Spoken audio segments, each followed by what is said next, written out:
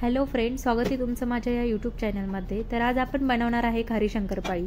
त्यासाठी मी इथे एक मोठी वाटी मैदा घेतला आहे। त्यामध्ये ओवा, जिरं, पांढरे तीळ, चवीनुसार मीठ आणि तेल टाकून मिक्स करणार आहेत। ओवा मी हातावरती क्रॅश करूनच टाकला, म्हणजे आपल्या शंकरपाळीमध्ये ओव्याचा स्मेल खूप छान येतो आणि टेस्टही खूप छान लागते।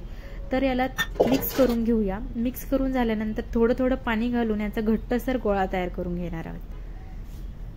तर पांढरे तीळ मी पहिल्यांदाच टाकले यात, या पहिले कधी टाकलेले नाही, तर बघितले टाकून आता कसे लागतं कसे नाही ते। तर घट्टसर असा गोळा तयार झाला। 10-15 मिनिटं रेस्ट करायला ठेवणार आहोत। तोपर्यंत आपण बाकीची कामं करूया। 10-15 मिनिटांनंतर तुम्ही बघू शकता पीठ असं एकदम मऊ झालेलं आहे आणि याची आता पटपट शंकरपाळी तयार करून घेणार आहोत। भांड्यांचा आवाज खूपच आला, प्लीज इग्नोर करा।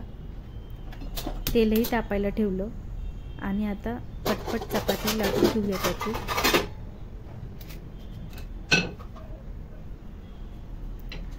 पिठाचा उंडा घेतलाय आपण, म्हणजे असं जास्त मोठा पण नाही जास्त छोटा पण नाही, छोटाच घ्यायचा आणि पातळ पोळी लाटायची। याची पातळ पोळी लाटल्याने काय होतं की आपली शंकरपाळी ना एकदम अशी क्रिस्पी होतात, एकदम अशी कुरकुरीत होतात। ओवा आणि जिराचा प्रमाण याच्यात जास्तच ठेवायचं, म्हणजे ओव्या जिऱ्यामुळे ना आपल्या शंकरपाळीमध्ये खूप छान अशी टेस्ट येते त्याची। मला ना गोड शंकरपाळीपेक्षा ना खारी शंकरपाळी खूपच आवडतात, त्यामुळे मी नेहमी करतच असते आणि संध्याकाळच्या चहा सोबत ना खूप छान लागतात। आणि रेसिपी एकदम झटपट होणारी आणि एकदम छान आहे। तर तुम्ही बघू शकता एकदम अशी पातळ चपाती लाटून घेतली आणि आपल्या आवडीप्रमाणे आपण त्याला शेपही द्यायचे।